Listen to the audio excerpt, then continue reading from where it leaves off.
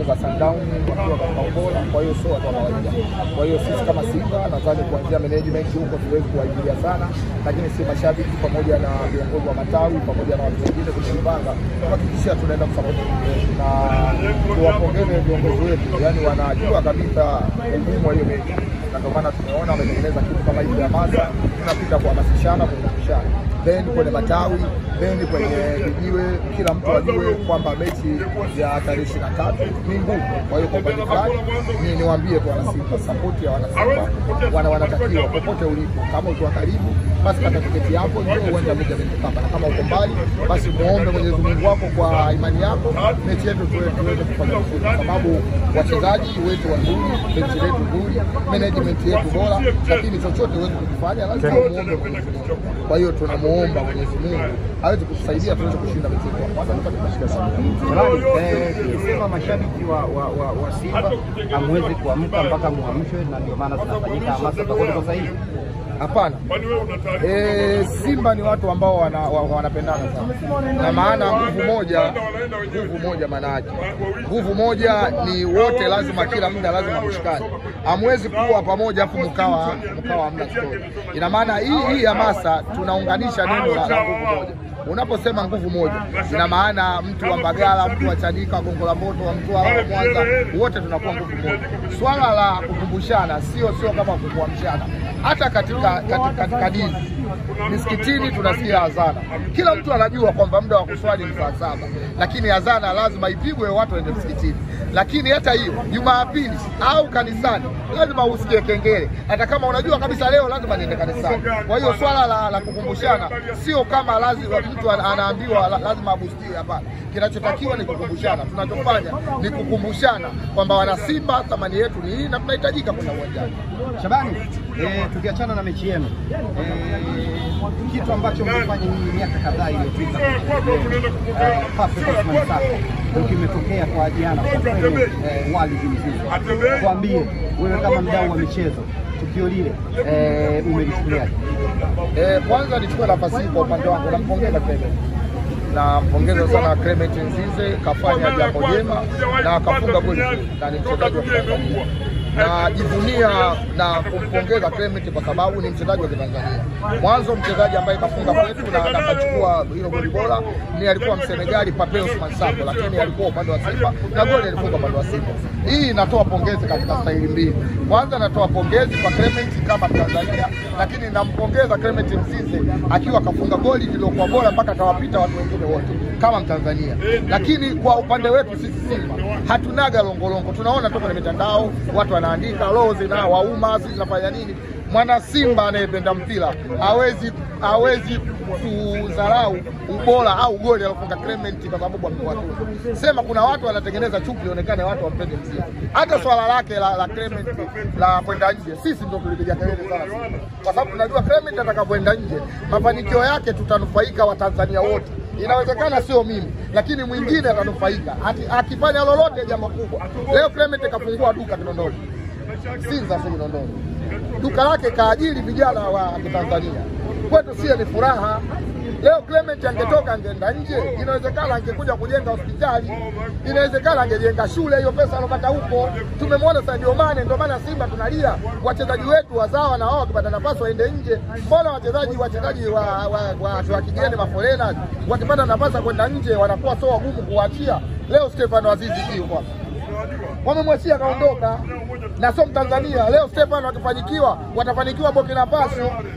Lakini inakuwaje mchezaji wa Tanzania unamkatisha ndoto zake? Na ndio maana Simba tulimchezea Clement, watu wakamenuka. Mnaogopa kwenye mechi ya dabi, hata atakosekana, mtakuwa hata wafunga, hata uwafunge Simba miaka 100, mwisho wa siku utastaafu, utabaki na uzee wako na Simba itakwenda. Bwana, wanasema mambo sio ya kwenu, mnavalia sana kibwaya. Yaani ngoma sio ya kwako lakini unavalia kibwaya unaingia ndani kucheza. Mambo ya kimaendeleo ya kimpira sio ya kwako. Kama unavomuona unavozaa mtoto ukampiga pale ukamuua au ukamfanyia tukio baya, serikali inakufanya nini? Haikuhukumu.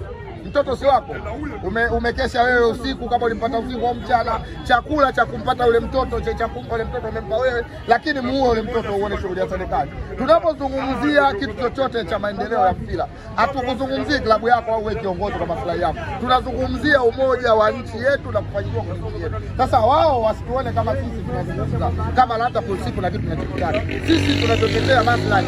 Leo Watanzania tunafarijika sana kumuona Bwana Ali Samata yuko katika level za juu. Na kuna vitu kafanya Bwana Samata.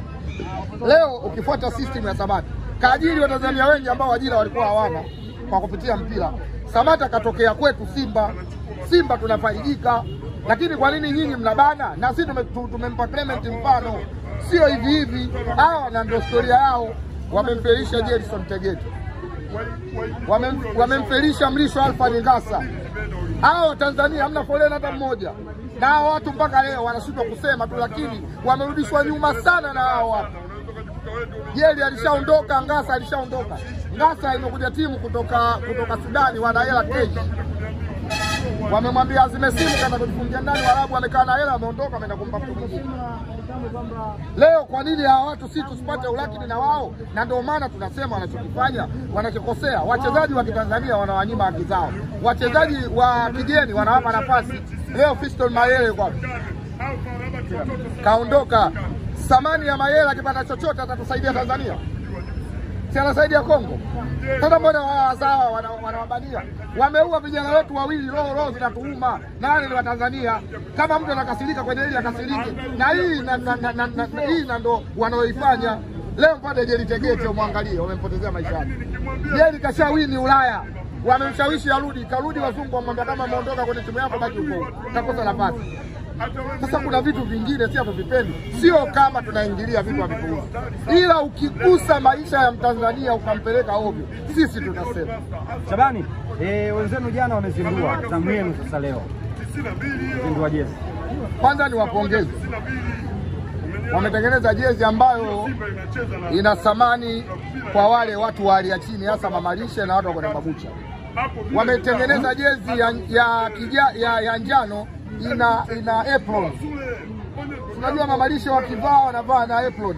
Sasa hawa wamewatengenezea moja kwa moja. Yaani ukinunua jezi yao, apron inakuwa iko kabisa hapo. Kwa hiyo ukitaka kupika, kufanya mambo yote, wewe unamaliza shughuli yao.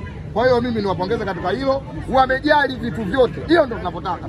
Mamalishe nao wajali kidogo watu wa mabucha ya nyama, wajali kidogo. Kwa hiyo ile apron yao ya rangi ya njano, sisi kwetu ile ni furaha zaidi. Hapo nawapongeza. Nimewapongeza katika ile apron.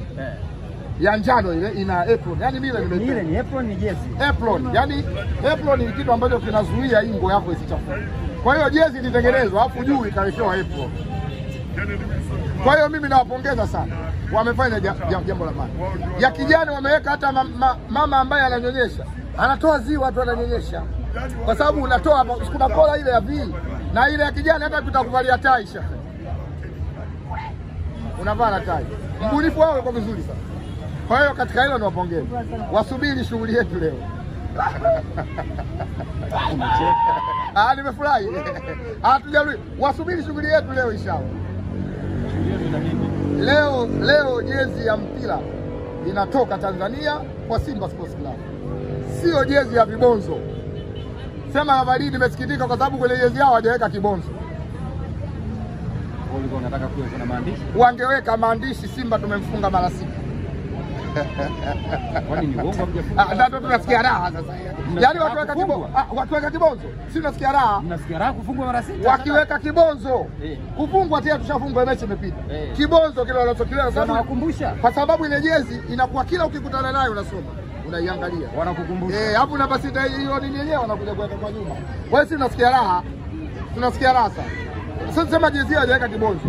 Sasa kama hawajaweka kibonzo, kwa kuwa hawajaweka kibonzo, tuwapongeze, ile apron inatosha, sio kwetu fulani. Bwana Shabani, asante sana. Nashukuru sana.